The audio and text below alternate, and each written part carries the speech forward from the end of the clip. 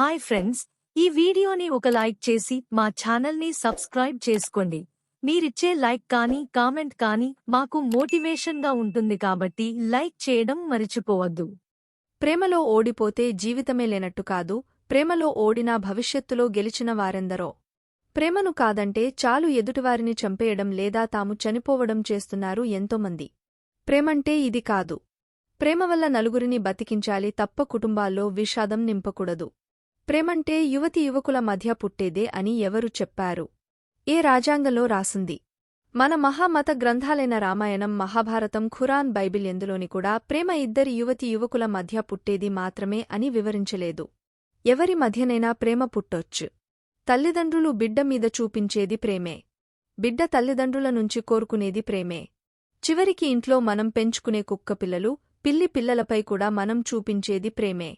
అంతేకాని యువతి యువకులు మధ్య ఉన్నది మాత్రమే ప్రేమ అనుకుంటే పొరపాటే. ఆ ప్రేమ ఓడితే చాలు కొంతమంది ఉన్మాదులుగా మారి తమని తామే చంపుకుంటున్నారు. కొంతమంది ఎదుటివారిని కర్కశంగా చంపేస్తున్నారు. ప్రేమలో ఓడితే జీవితంలో ఓడినట్టు కాదు. ప్రేమలో ఓడితే జీవితంలోని ఒకే ఒక మలుపులో మాత్రమే మీరు వెనకడుగు వేసినట్టు. అలాంటి మలుపులు జీవితంలో ఎన్నో ఎదురవుతాయి. ప్రతి మలుపు మీ గెలుపు కోసం ఎదురుచూస్తూ ఉంటుంది. కానీ ప్రేమ అనే మలుపు దగ్గరే మీరు ఆగిపోతే మిగతా గెలుపులను దాటుకుంటూ ఎలా ముందుకు వెళతారు? ప్రేమలో ఓడిపోతే జీవితంలో గెలిచేందుకు పోరాటం చేయండి. ప్రేమించినవారు మిమ్మల్ని వదులుకున్నందుకు పశ్చాత్తాప పడేలా చేయండి. అసలు పోరాటమే చేయకుండా ప్రాణాలు తీసుకోవడం మాత్రం క్షమించరాని నేరం. ప్రేమలో ఓడితే పెరగాల్సిందే పగ కాదు, ఏదో సాధించాలన్న కోరిక. మీరు జీవితంలో గెలిస్తే మీ వెనకే ఎంతోమంది బారులు తీరుతారు. మీకోసం, మీ ప్రేమ కోసం అల్లాడిపోతారు. అలాంటి స్థితికి మీరు చేరుకోవాలి. ప్రేమలో ఓడిపోవడం అంటే జీవితమే పోవడం కాదు, కేవలం గెలుపు కొన్నేళ్ల పాటు వాయిదా పడిందని మాత్రమే అనుకోండి. మీకోసం అతి పెద్ద గెలుపు ఎదురు చూస్తోందని అర్థం చేసుకోండి. మీ ప్రేయసిని మించిన సుగుణాలు రాసి మీకోసం ఏదో మలుపు దగ్గర మీకోసం వేచి ఉందని అర్థం చేసుకోండి.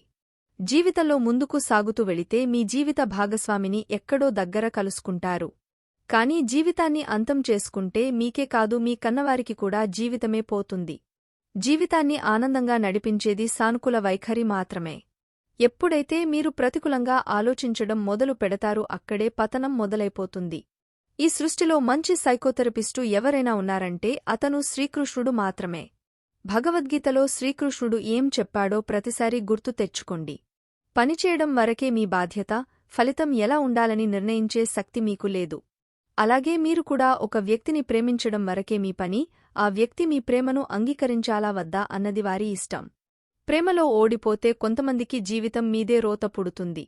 16 ఏళ్ల వయసులో పరిచయమైన ప్రేమే మీకు ఎక్కువైపోతే మీరు పొట్టలో ఉన్నప్పటినుంచి మోస్తున్న మీ తల్లి ప్రేమ ఏమైపోవాలి? ప్రాణత్యాగాలు, ప్రాణాలు తీయడాలు పక్కన పెట్టి మీ తల్లిదండ్రుల ప్రేమను గుర్తుచేసుకోండి. కోరింది వెంటనే సాధించలేకపోవచ్చు, కానీ అంతకన్నా మంచిది మన జీవితంలో మనకోసం ఎదురు చూస్తూ ఉండొచ్చు. కాబట్టి మీ ప్రయాణాన్ని ఆపకండి. ప్రేమ విఫలమైతే జీవిత ప్రయాణం ఆగిపోయినట్టు కాదు.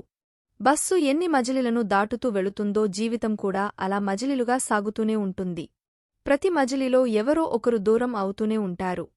ఆ దూరమైన వ్యక్తుల గురించి మనము అక్కడే ఆగిపోకూడదు. మనం నేలమీద పడకముందే మనకోసం తల్లి రొమ్ముని పాలతో నింపి ఉంచుతాడు దేవుడు. అలాంటిది నీకోసం ఎవరో ఒకరిని పుట్టించే ఉంచుతాడు. ఇలా పాజిటివ్ థింకింగ్తో ముందుకు సాగితే మీ జీవితం సంతోషంగా సాగుతుంది.